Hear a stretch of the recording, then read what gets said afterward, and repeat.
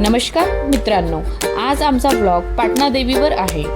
पाटणा देवी हे मंदिर चाळीसगाव पासून 14 किलोमीटर अंतरावर आहे। चाळीसगाव जवळील पाटणा देवी हे मंदिर महाराष्ट्रातील जळगाव जिल्ह्यातील चाळीसगाव तालुक्यात आदिशक्ती चंडिका देवी एक प्रसिद्ध आणि पवित्र प्राचीन मंदिर आहे। हे पवित्र स्थळ गवताळ अभयारण्याच्या कुशीत निसर्गरम्य वातावरणात वसलेले आहे।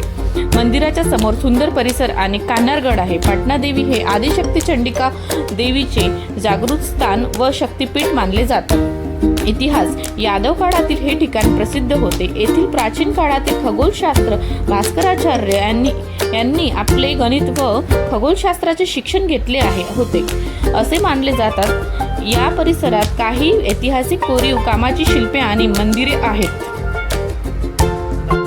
मातेचे दर्शन झालेले आहे। इथे जवळच एक केदारेश्वर धबधबा आहे। चला आपण मित्रांनो बघू। खूप निसर्गरम्य वातावरण आहे। तुम्ही तुमच्या फॅमिली सोबत इथे फिरायला येऊ शकता। खूप सुंदर असा हा स्थळ आहे। रस्ता खूप घनदाट जंगलातून आहे। इथे वन्य प्राणी सुद्धा आढळू शकतात। कृपया दक्षता। फायनली धबधब्याजवळ पोहोचलेलो आहे। केदारेश्वर धबधबा याचं नाव आहे।